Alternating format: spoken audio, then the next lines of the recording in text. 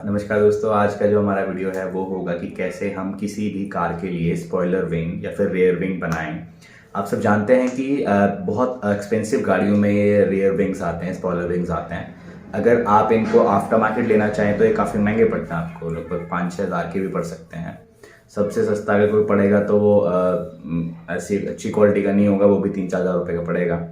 आज हम इसको घर पे ही बनाएंगे, लगभग 300 से 400 रुपये के अंदर बनाएंगे। तो मेरा नाम है ओम, आप देख रहे हैं fix it, stay tuned.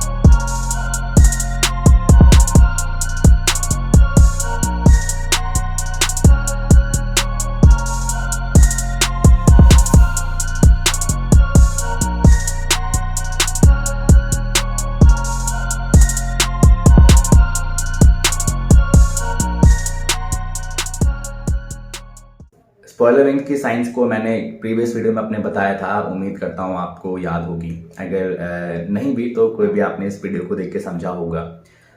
I hope ये वीडियो आपको अच्छा लगा होगा। हम फिर मिलेंगे आपसे अगले सप्ताह ऐसी ही वीडियो के साथ। तब तक के लिए जय हिंद, जय भारत।